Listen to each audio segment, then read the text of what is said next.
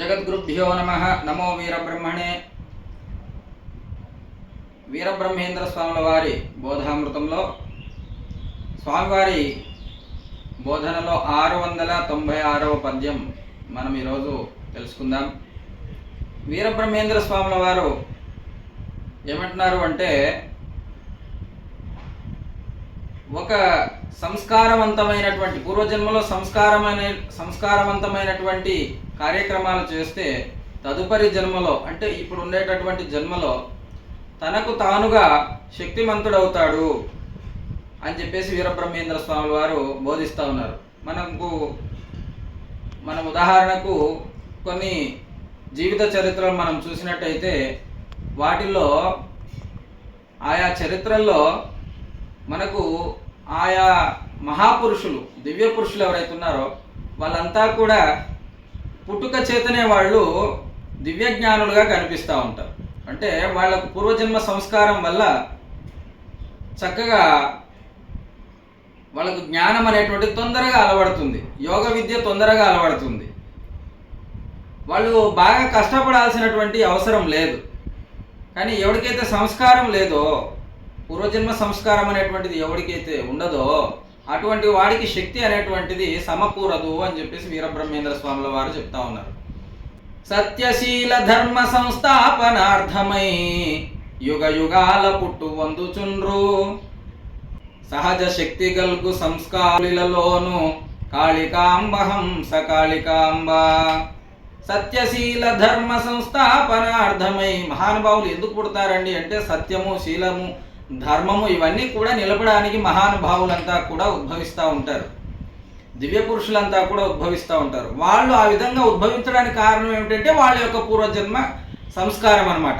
చాలామంది అంటుంటారు, వాడేమిటో పుట్టుక చేతనే ఒక విలక్షణమైన జీవండి, వాడికి ఆ లక్షణాలన్నీ కూడా పుట్టుక చేతనే వస్తున్నాయి, మా వాడికి కొన్ని లక్షణాలు అనేటువంటివి వాడి సహజ జన్మవశాత్ అన్నీ కూడా వచ్చేసినాయి అని చెప్పేసి చాలామంది అనుకుంటూ ఉంటాం. మనమంతా కూడా చాలామంది అనుకుంటూ ఉంటారు ఆ విధంగా. ఎందుకంటే వారి వారి పిల్లలను చూసినప్పుడు, లేదంటే ఎవరైనా దివ్య పురుషులను చూసినప్పుడు, ఏదైనా విలక్షణమైనటువంటి మనుషులను చూసినప్పుడు ఈ విధమైనటువంటి మాటలు మనమంతా అనుకుంటూ ఉంటాం.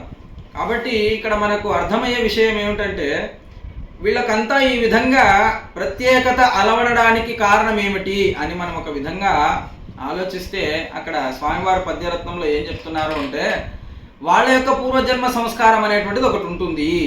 దానివల్ల ఈ జన్మలో వాళ్ళు సత్యము, శీలము, ధర్మం ఇవన్నీ కూడా కాపాడడానికి మళ్ళా పుడుతూ ఉంటారు అని చెప్పేసి చెప్తా ఉన్నారు.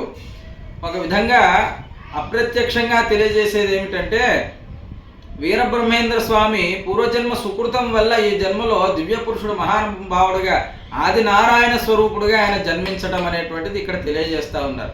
అంటే సహజంగా శక్తి అనేటువంటిది ఎట్లా కలుగుతుంది అంటే, చూడండి, కొద్దిగా చేస్తే చాలు వాళ్ళకు అలవడిపోతుంటుంది.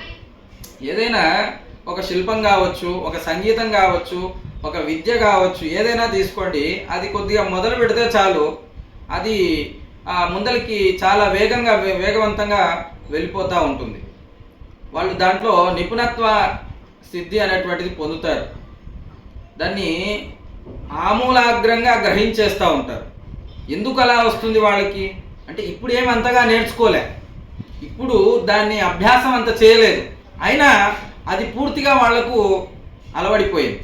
అంటే ఇది ఈ జన్మలో చేసింది కాదు నాయన, పూర్వజన్మ సంస్కారం వల్ల ఇదంతా కలుగుతుంది అని చెప్పేసి వీరబ్రహ్మేంద్ర స్వామి వారు తెలియజేస్తూ ఉన్నారు. అందుకోసమే సహజ శక్తి గల్గు సంస్కారులలోన కాళికాంబ హంస కాళికాంబ. సహజ శక్తి వాళ్ళకు కలుగుతూ ఉంటుంది. అది పూర్వజన్మదంతా బాకీ ఉంది కదండి ఇవతల, కాబట్టి అది సహజంగా జరుగుతూ ఉంటుంది. దానికి ప్రత్యేకించి మనం అనుకోని అవసరం లేదు అంటారు వీరబ్రహ్మేంద్ర స్వాముల వారు. కాబట్టి మనం ఈ జన్మలో దీని ద్వారా మనం తెలుసుకోవాల్సింది ఏమిటి అంటే, ఈ పద్యరత్నంలో నీతి ఏమిటి అనేటువంటిది మనం తెలుసుకోవాలంటే, మనం ఈ జన్మకైనా సరే సాధన చేద్దాం. ఈ జన్మలో అయినా సరే మనము ఈ కుండలిని శక్తి మనం మేల్కొల్పే ప్రయత్నం చేద్దాము. ఈ జన్మలో గురువును పొంది మనము ఆధ్యాత్మిక బాటలో మనం నడిచే ప్రయత్నం చేద్దాము అనేటటువంటి విషయాన్ని మనము దీని ద్వారా మనం తెలుసుకోవచ్చు. కాబట్టి వీరబ్రహ్మేంద్ర స్వాముల వారి యొక్క ఒక్కొక్క పద్యరత్నం ఒక్కొక్క జ్ఞాన పుంజం అన్నమాట అది. కాబట్టి దీన్ని మనం తెలుసుకోవటం ద్వారా స్వామివారి యొక్క అనుగ్రహాన్ని మనం పొందుతాం. మంచి బాటలో మనమంతా నడుద్దామని చెప్పేసి తెలియజేస్తూ అందరికి ఆశీర్వాదం తెలియజేస్తూ మంగళం మహా.